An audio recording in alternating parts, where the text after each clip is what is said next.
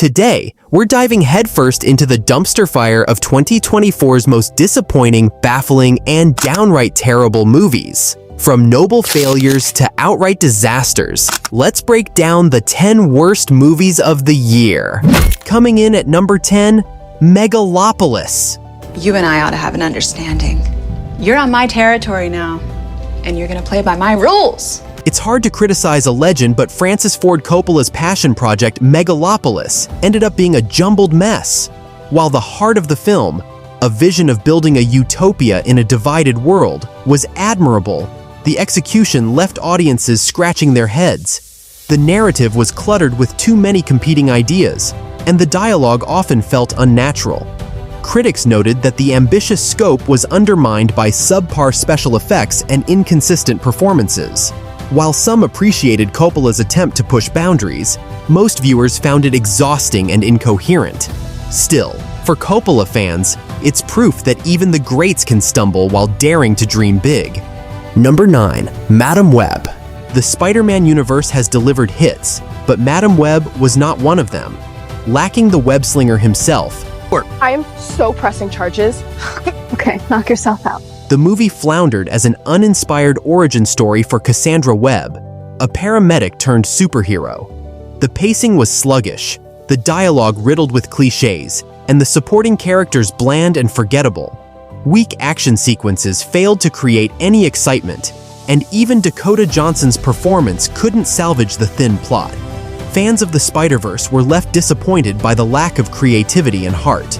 The film's attempts to tease future projects felt forced, leaving audiences more fatigued than intrigued. Number 8. Back to Black.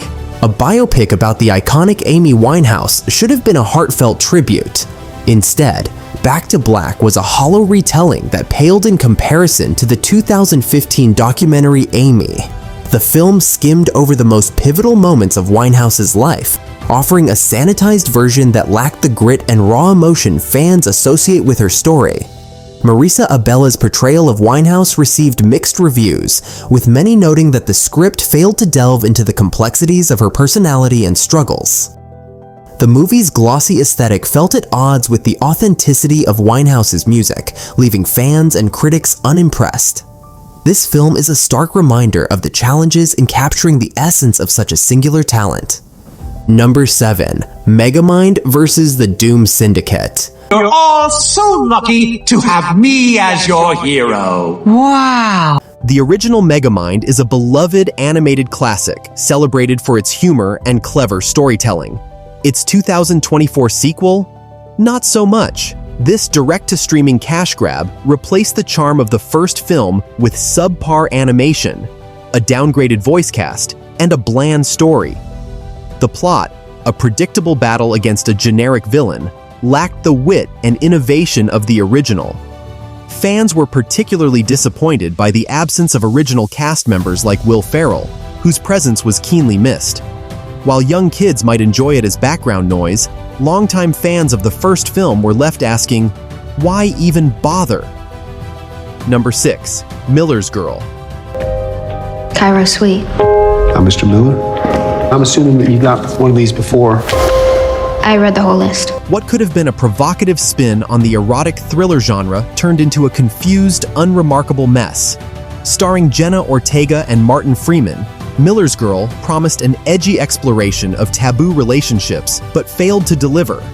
Its attempts at blending tension, drama, and humor came across as uneven, with awkward tonal shifts that left viewers disoriented. The script's underdeveloped characters and poorly executed plot twists further sank the film. While Ortega and Freeman did their best with the material, their efforts couldn't save a movie that felt both uninspired and unnecessary. Miller is public enemy number 1 with the censors. I'm not even approved to teach him. So? Even with a short runtime, it still managed to overstay its welcome. Number 5. Rebel Moon, Part 2, The Scargiver. Scargiver has come to us. But we have men on the ground. Yes. Zack Snyder's Rebel Moon duology promised a space epic but delivered diminishing returns. The first part, A Child of Fire, was flawed but passable. Its 2024 sequel, The Scargiver, fell flat, with a convoluted plot that became increasingly hard to follow. The character arcs, which had potential, were abandoned in favor of drawn-out action sequences that overstayed their welcome. Visual effects, while impressive at times, couldn't compensate for the lack of emotional depth or narrative cohesion. Netflix's confusing release strategy, dropping director's cuts after the original versions, only added to the chaos and left audiences feeling overwhelmed. Snyder's attempt to create his own sci-fi franchise ultimately felt like an overambitious swing and a miss. Number 4. Venom, The Last Dance. What are you? We Venom. We're gonna need to work on that. The Venom franchise hit a new low with The Last Dance. Even Tom Hardy couldn't save this lifeless superhero film. The lack of a compelling villain made the plot feel aimless, while the humor, which had been a saving grace in previous installments, fell completely flat. Action sequences lacked creativity, and the film's CGI was noticeably weaker than its predecessors. The pacing dragged, and the emotional beats felt forced, culminating in an ending that teased a sequel no one is asking for. It's clear Sony is running out of ideas for this franchise, and The Last Dance felt like a desperate attempt to keep the brand alive. Number 3. The Crow. Even if you save her, you will never be with her again. I know. Now let me do this. 1994's The Crow is a cult classic, cherished for its gothic style and emotional depth. The 2024 version, not so much. This reboot failed to honor the original's legacy, while also floundering as a standalone film. The lead performance lacked the charisma needed to carry the story, and the film's blend of fantasy, horror, and action felt unfocused.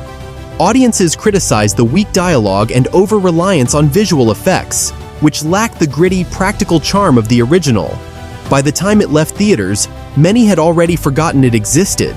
It's a disappointing chapter for a beloved property, and proof that some classics should be left untouched. Number 2. Argyle.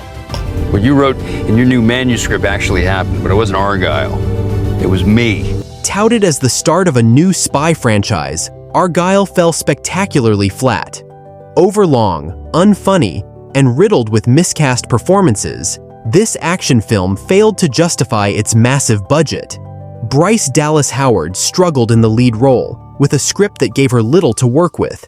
The humor and action both missed the mark, and the supporting cast, including major stars, felt underutilized. Vaughn's vision for a sprawling spy saga collapsed under the weight of its own arrogance, with convoluted twists and an over-the-top climax that left audiences rolling their eyes. One Argyle was more than enough. Number 1. Joker, Folie à Deux. They believe Arthur Fleck to be some kind of martyr. Well, he's not. He's a monster. The biggest disappointment of 2024 was Joker, Folie à Deux. With a $190 million budget and an A-list cast, this sequel should have been a surefire hit. Instead, it was a tedious, self-indulgent mess. Confined to a handful of locations, the film relied heavily on forgettable musical numbers that felt out of place. Joaquin Phoenix and Lady Gaga delivered strong performances, but even they couldn't save a story that felt padded and directionless. The film's attempt to blend psychological drama with musical elements alienated fans of the first movie, and its heavy-handed themes came across as pretentious. Todd Phillips took risks, but the payoff wasn't worth it. In a year of cinematic misfires, Joker, Folie à Deux reigned supreme as the worst of the worst.